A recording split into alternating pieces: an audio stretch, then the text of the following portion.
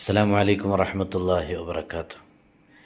SSLC കഴിഞ്ഞു, ഉന്നതമായ വിജയങ്ങളൊക്കെ കൈവരിച്ചു. +1 നിങ്ങൾ ചേരുന്നുണ്ടോ? +1 നിങ്ങൾ ചേർന്ന് പോകരുത്. നിങ്ങളെ അറിയാതെ, നിങ്ങളെ മനസ്സിലാകാതെ +1 അഡ്മിഷൻ എടുക്കരുത്.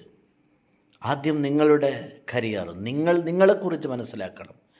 നിങ്ങളുടെ ബുദ്ധി ഏത് തരത്തിലാണ് എന്ന് നിങ്ങൾ അറിയണം. അതിനുള്ള ഗൈഡൻസ്, നിങ്ങളുടെ ഉന്നത പഠനത്തിനുള്ള ഏത് കോഴ്സ് തിരഞ്ഞെടുക്കണമെന്നതിനെക്കുറിച്ച് നിങ്ങൾ ചിന്തിക്കണം. നിങ്ങൾ SSLCക്ക് ശേഷം ചിന്തിച്ച് കൈകാര്യം ചെയ്യേണ്ടതുണ്ട്.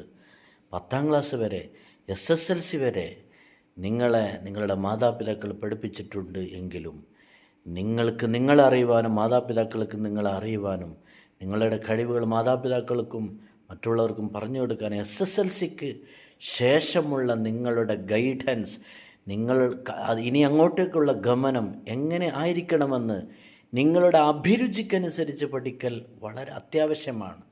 കാലം വെറുതെ വേസ്റ്റാക്കി പോകരുത്. നിങ്ങൾ സയൻസിൻ്റെ ആളാണോ, ഹ്യൂമാനിറ്റീസിൻ്റെ ആളാണോ, നിങ്ങൾ കൊമേഴ്സിൻ്റെ ആളാണോ, നിങ്ങൾ ഇനി ഏത് ലെവലിൽ പോകേണ്ട ആളുകളാണ് നിങ്ങൾ? അതുപോലെ വിദ്യാഭ്യാസ വിചക്ഷണന്മാരായ പല ആളുകളും നിങ്ങളുടെ കൂട്ടത്തിലുണ്ട്.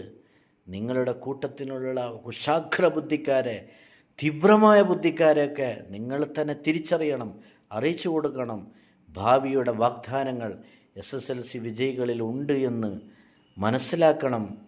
പല ആളുകളും അവരെ തന്നെ മനസ്സിലാക്കാതെ പോയി ഭാവി സമൂഹത്തിന് പോലും നഷ്ടം വരുന്ന തരത്തിലുള്ള ഒരു ഭാവിയിലേക്ക് എത്തിപ്പോകരുത്.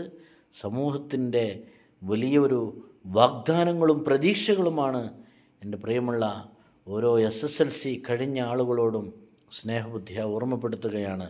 നിങ്ങൾ അറിഞ്ഞതിന് ശേഷമേ നിങ്ങൾ ഇനി അങ്ങോട്ടേക്കുള്ള ഗമനം ആരംഭിക്കാവൂ എന്നുകൂടി ഉണർത്തിക്കൊണ്ട് അസ്സലാമു അലൈക്കും വറഹ്മത്തുള്ളാഹി.